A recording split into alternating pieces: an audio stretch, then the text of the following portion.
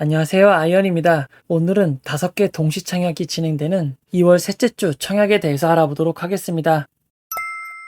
먼저 퓨런티어 1일차에 대해서 알아보도록 하겠습니다. 퓨런티어에 청약을 진행하는 유안타증권은 아침 10시 청약이 시작되자마자 로그인, 이체, 청약, 취소 등 여러 가지 장애가 발생하였습니다. 그에 따라 유안타증권은 긴급 공지를 올려 청약 관련 서비스가 지연될 수 있으니 이용에 참고하시기 바란다는 내용을 전달하였습니다.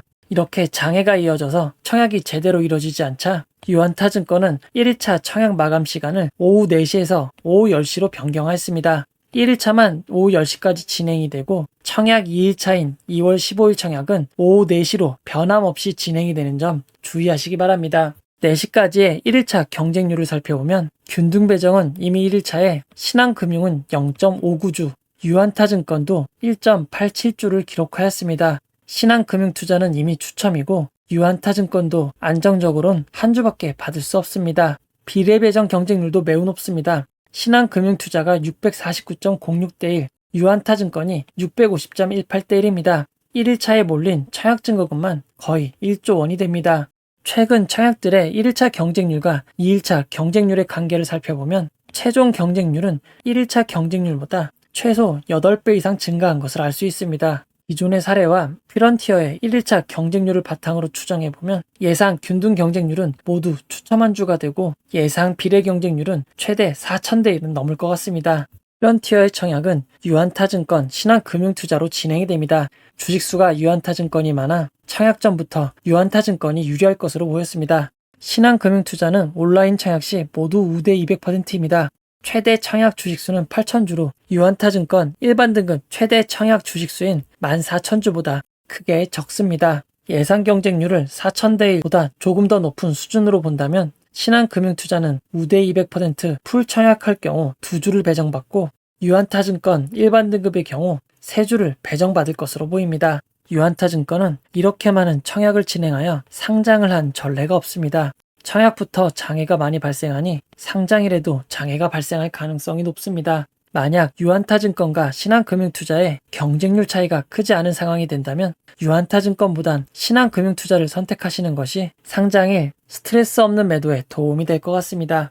그리고 유안타증권은 청약 기간 중 계좌를 개설해도 청약에 참여하실 수 있습니다. 하지만 2월 15일 화요일 비대면 계좌 개설이 일시 중단됩니다. 아마 원활한 청약을 위해 비대면 계좌 개설을 일시 중단하는 것 같습니다. 청약 2일차에는 비대면 계좌 개설할 수 없으므로 유안타증권 계좌가 없으신 분들은 지금 미리 개설하시기 바랍니다. 증권사 앱의 비대면 계좌 개설은 정지되지만 은행을 통한 계좌 개설과 우리은행 앱에서 비대면 계좌 개설이 가능합니다. 우리 원뱅킹을 갖고 계신 분들이라면 메인 메뉴에서 상품을 누르시고 상품에서 증권 계좌를 선택하시면 유안타증권을 비대면으로 장애 없이 개설이 가능합니다.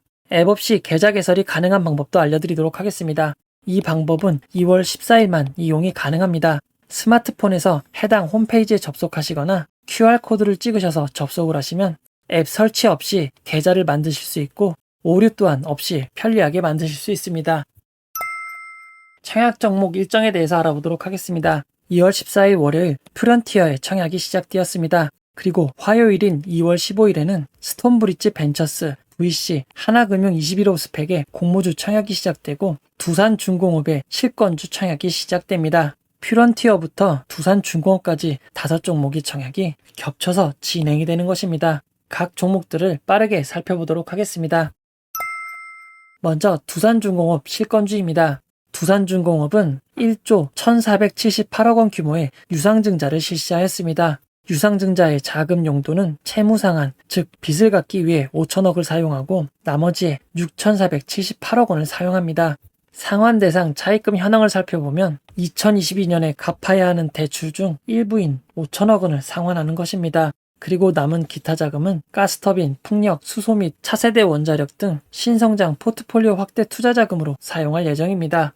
오늘 발표된 두산중공업의 유상증자 결과를 살펴보면 청약률이 매우 높은 97.44%입니다. 유상증자 금액이 1조 원이 넘었던 것을 감안하면 사실상 거의 완판된 것입니다. 청약되지 않고 남은 2.56%의 지분은 일반 청약자들을 대상으로 공모주 청약처럼 진행을 하게 됩니다. 유상증자 규모가 컸기에 공모로 진행되는 실권주 공모는 규모가 무려 294억 원이나 됩니다. 실권주 청약이 가능한 증권사를 살펴보면 NH투자증권, 한국투자증권, 미래에셋증권, KB증권 등 거의 대부분의 증권사에서 청약이 가능합니다. 실권주 청약은 청약 수수료가 없고 스펙과 같이 청약 증거금률이 100%입니다. 두산중공업 실권주에 청약하기 위해선 1억 원의 증거금이 필요한 것입니다. 그리고 여러 개의 증권사로 진행이 되지만 증권사별로 배정되는 것이 아닌 전체 증권사 통합 배정입니다. 어느 증권사에 청약을 하셔도 모두 취합한 후 통합 경쟁률로 나뉘어서 배정이 됩니다. 따라서 각 증권사별 경쟁률은 중요하지 않고 통합 경쟁률만 참고하시면 됩니다. 청약 환불 상장 일정을 살펴보면 2월 15일부터 16일 공모주 청약처럼 청약이 진행이 되고 2일 뒤인 2월 18일 금요일 청약금이 환불이 됩니다. 청약을 통해 받은 주식은 3월 4일 상장이 예정되어 있습니다. 공모주와 달리 이미 상장되어 있는 회사는 상장 예정일 2일 전부터 미리 매도하는 것도 가능합니다. 쉽게 생각하시면 3월 2일 수요일부터 배정받은 주식을 팔 수 있다고 생각하시면 될 것 같습니다. 오늘 두산중공업은 10.09% 하락한 15,600원으로 장을 마감하였습니다. 공모가 13,850원보다는 13.64%가 높지만 현재 주가에서 8.8% 이상 하락을 한다면 공모가보다 손실을 볼 수밖에 없습니다. 실권주 청약이 진행되는 15일부터 16일까지 두산중공업의 주가가 지속적으로 약세를 보이게 된다면 이번 실권주 청약은 큰 의미를 두기 어려울 것 같습니다. 스톤브리지 벤처스에 대해서 알아보도록 하겠습니다. 스톤브리지 벤처스의 기관 투자자 수혜 측 경쟁률은 매우 낮은 20.06대 1을 기록하였습니다.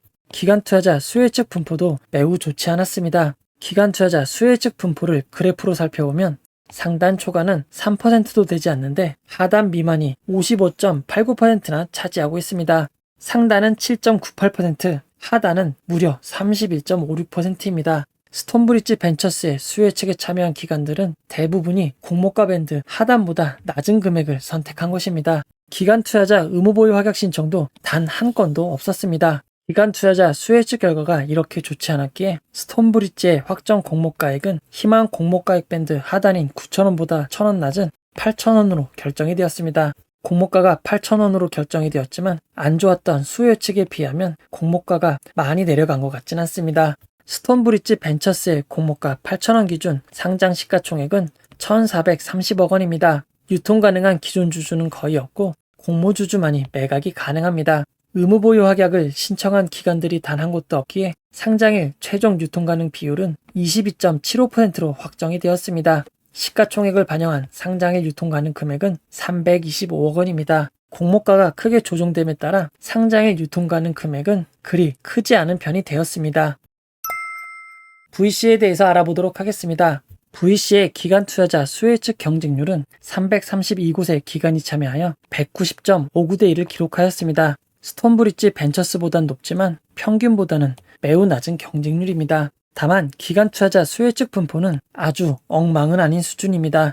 기관 투자자 수혜 측 분포를 그래프로 살펴보면 상단 초과가 31.91%, 하단 미만이 20.80%입니다. 상단은 26.44%이고 하단은 15.81%입니다. VC의 기관 투자자 수혜 측 결과는 VC를 좋게 본 기관 투자자들과 안 좋게 본 투자자들이 거의 비슷하게 나뉘어져 있는 상황입니다. VC의 기관 투자자 의무보유 확약 신청을 살펴보면 건수 기준 11.75%, 수량 기준으론 19.94%를 차지하였습니다. 낮은 경쟁률에 비해 제법 높은 의무보유 확약을 기록하였습니다. VC의 기관 투자자 수혜 측 결과는 안 좋은 수혜 측 결과를 반영하여 확정 공모가액이 희망 공모가액 밴드 하단인 15,000원으로 결정이 되었습니다. 스톤브리지 벤처스에 비하면 공모가가 합리적으로 잘 조정이 된 것 같습니다. VC의 확정 공모가 15,000원 기준 상장 시가총액은 1,048억 원입니다. 상장일 유통 가능한 기존 주주가 공모주주보다 2배 이상 많은 상황입니다. 기관 투자자 의무 보유 확약 신청이 만약 평균만큼 적용이 된다고 하면 상장일 예상 가능 유통 비율은 38.85%로 낮아지고 시가총액을 반영한 상장일 예상 유통 가능 금액은 407억 원이 됩니다. 상장일 예상 유통 가능 금액이 아주 크지는 않지만 상장일 유통 가능한 기존 주주의 물량이 매우 많은 점은 큰 단점입니다. 이제 종합 청약 전략에 대해서 알아보도록 하겠습니다. 종합 비교를 해보도록 하겠습니다. 사업 분야는 자율주행 관련으로 묶일 수 있는 퓨런티어가 매우 좋습니다. 일반 청약자 배정 규모가 크면 클수록 경쟁률이 낮을 가능성이 높습니다. 두산중공업 실권주의 일반 청약자 배정 규모가 249억 원으로 가장 큽니다. 청약기간 중 두산중공업의 주가를 참고하시고 청약 경쟁률이 낮을 경우 관심을 가져보시면 좋을 것 같습니다. 상장 시가총액은 퓨런티어, VC, 스톤브리지 벤처스가 거의 비슷합니다. 하나금융 스펙이 매우 시가총액이 작아 보이지만 스펙치고는 평균보다는 큰 규모에 속합니다. 기관 투자자 수요 예측 결과는 퓨런티어가 압도적으로 좋았습니다. 그리고 하나금융 21호 스펙의 수요 예측 경쟁률이 매우 높아 보이지만 기관 투자자들은 스펙의 수요 예측에 참여할 때는 청약 증거금은 물론이고 수수료도 내지 않고 있습니다. 따라서 스펙의 경쟁률이 높은 것은 그렇게 중요하게 고려할 상황은 아닙니다. 상장의 유통 물량을 살펴보면 스펙의 특성상 하나금융 21호 스펙이 가장 작은 규모를 보이지만 일반 종목으론 퓨런티어가 압도적으로 낮습니다. 그리고 퓨런티어와 VC는 단독 상장이지만 스톤브리지 벤처스와 하나금융 21호 스펙은 동시 상장인 점 주의하시기 바랍니다. 퓨런티어의 경쟁률이 제일 높을 것 같습니다. 퓨런티어의 경쟁률이 아무리 높아도 이번에 청약을 진행하는 종목 중 가장 안정적인 수익을 줄 가능성이 높습니다. 안정적인 투자를 원하시는 분들은 퓨런티어에 최대한 비중을 높이는 것이 좋을 것 같습니다. VC는 기관 투자자 수요 예측 결과가 좋진 않지만 수요 예측 분포에 비해 공모가가 크게 조정되었고 의무 보유 확약이 나쁘지는 않습니다. 다만 기존 주주가 많은 점은 매우 큰 단점입니다. 그럼에도 단독 상장으로 진행되는 점은 최고의 장점입니다. VC를 좋게 보시는 분들이 계신다면 리스크를 감안하시고 소량 청약하시는 것도 괜찮은 전략으로 보입니다. 스톤브리지 벤처스는 수요 예측 결과가 매우 좋지 않았습니다. 안 좋은 수요 예측에 비해서도 공모가가 크게 조정되었다고 보기는 어려울 것 같습니다. 기관 투자자 의무 보유 확약이 단 한 건도 없는 점은 매우 큰 단점입니다. 그럼에도 상장일 유통 물량은 거의 공모주주로만 구성이 되어 있고 325억 원으로 제법 작은 규모의 상장입니다. 스펙과 실권주는 얻을 수 있는 수익의 크기가 매우 제한적입니다. 경쟁률이 타 청약에 비해 매우 낮을 경우에만 유리합니다. 스펙의 경우 청약 수수료가 부과되거나 경쟁률이 높다면 평균보다 규모가 큰 하나금융 21호 스펙은 수익을 보기 매우 어렵습니다. 두산중공업의 실권주 청약은 청약기간 중 주가가 반등하여 공모가보다 최소 15% 이상 우위에 있을 때만 고려하시는 것이 좋을 것 같습니다. 5개의 청약이 동시에 겹쳐 매우 혼란스러운 청약일이 될 것 같습니다. 청약일 라이브에서 잘 정리된 경쟁률 정보를 전해드리도록 하겠습니다. 이 영상은 후원회원 여러분들의 후원과 구독자 여러분들의 슈퍼땡스, 댓글을 통한 따뜻한 격려를 통해 제작되었습니다. 항상 고맙습니다. 이 영상은 투자 권유가 아니며 투자는 오롯이 투자자의 판단으로 이루어져야 합니다. 혹시 영상에 잘못된 점, 보충이 필요한 점은 채널의 커뮤니티 게시판이나 영상 고정 댓글로 안내해드리도록 하겠습니다. 고맙습니다.